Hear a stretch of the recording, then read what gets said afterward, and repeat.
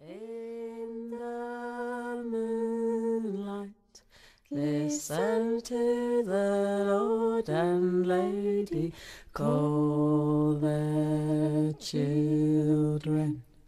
In the moonlight, listen to the Lord and Lady call their children. In the moonlight, listen to the Lord and Lady call their children.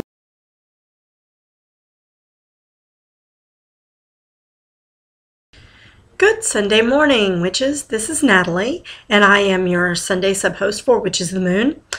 Trina has asked me to take this topic this week, which is magical names and why do we have them and how do we get them.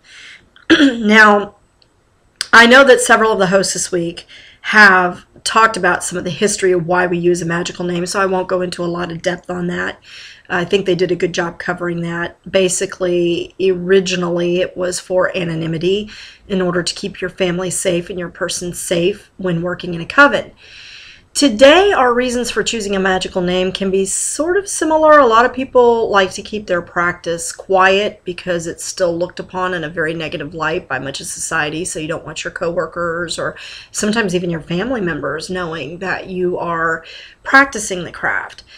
Also, a major tenet of the craft is secrecy, so we like to choose a magical name to keep that in line with traditional practices of the craft. Another major reason that you would choose a magical name is put forth by Dr. Raymond Buckland, and if you do not have this book, I highly, highly, highly recommend it. I've mentioned it before. It is the Complete Book of Witchcraft, and it is a wonderful guide for someone who is new to the craft. It gives you a lot of history of the craft. He talks about everything from making tools to magical practice, meditation, and one of the first things that he talks about is choosing a name. And Dr. Buckland's rationale for choosing a craft name is that when you are born, a lot of times your name, well, almost all the time, our names are chosen by our parents. We have no say in the name that we would choose. When we are choosing to put our foot on this path and we are trying to make a connection with deity, we want something that's going to be in line with the universe. When you are born under a numerological sign, a numerological number. That number is very important to the rest of your life. So when you're choosing a name within the craft, you want to choose a name that's numerologically in line. And a lot of times the names our parents have chosen for us are not in line with that number. Now, how do you get that number? It's very easy to calculate. So I don't have the chart written out. I can show you in the book the chart that Dr. Buckland has, but you can look up numerological charts just about anywhere. It's under one of the correspondences, which goes back to what we talked about last week. So let me find that here. So how do you calculate your numerological number? That is the easiest part right there.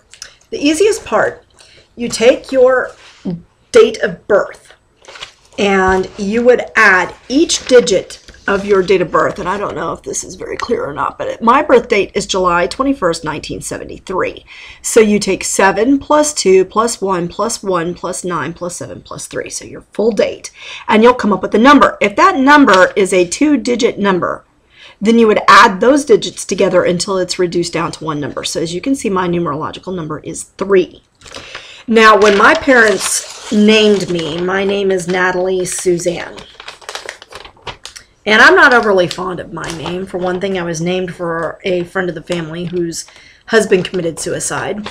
And then my middle name came because my great uncle on my father's side desperately wanted a little Susie. He and his wife never had a daughter, and when my sister was born and she was not named Suzanne or Susie in some way, he was very upset. So I got strapped with the lovely name. So when you take my name and you correspond it to the numerological chart, which I'll show you in a moment, this is what you come up with. So that number is 57. And again, you would add up 5 plus 7, and you get 12. So then you would reduce that down again by adding 1 plus 2, and surprisingly, my parents did something right. They got my name right. My numerological name my number lines up with my numerological number. So that worked out pretty good. However, being not overly fond of my name, and because I was putting myself on a new path, I wanted to take on that new identity as I related to my deity. I don't generally share my magical name because there is a lot of power to your magical name. It's a name you have chosen. It's a name you are giving yourself. It is most often entirely unique to you. Therefore, that name holds a lot of power. That name can be used against you by others who are trying to work their magic against you. But I'm not, I feel my protections are pretty good, so I'll share my name with you now. Now, originally, I wanted a name that was going to reflect my path.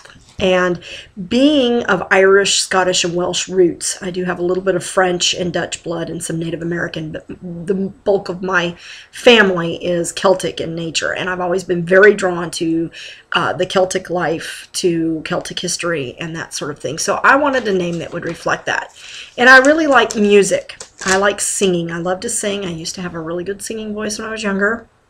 I've had some health issues which have kind of deteriorated that, unfortunately.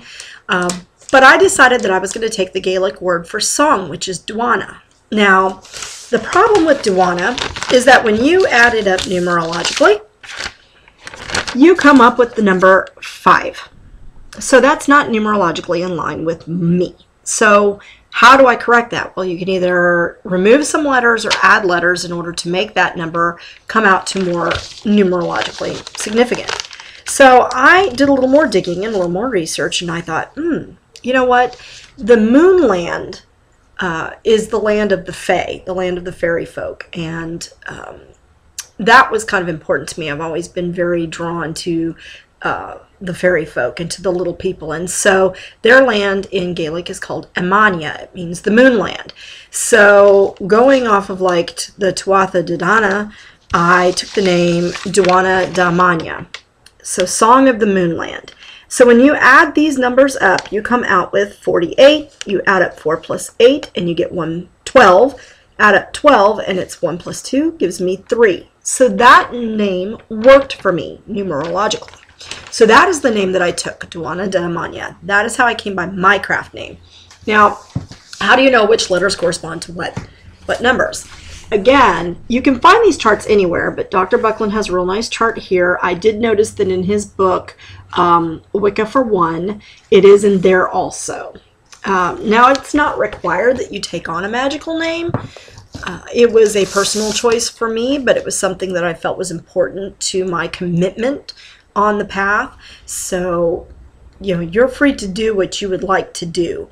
Just know that if you are going to select a magical name, you want something that has meaning to you and to your path. You want to connect those things together, and you do want to try to make it numerologically in line with the universe. No, it seems like a lot of work, but it's worth it, because then that is truly uniquely yours, and you will feel a connection to that name and a connection to your deity that I can almost guarantee you have never felt before.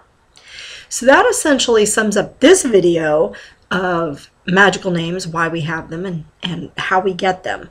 Other people come by magical names in different ways. I know that some people take their names from suggestions of others, and that's certainly worthwhile looking into. But again, just remember to make it something that is special to you and your path, uniquely yours, that you can identify yourself in your magic, and there would be no connection with anyone else. I hope that you all have a wonderful weekend. Thank you for watching. I do want to make one quick special announcement before I end this video. We have a week coming up where we will be doing questions and answers. We would like to get some questions from you, our viewers.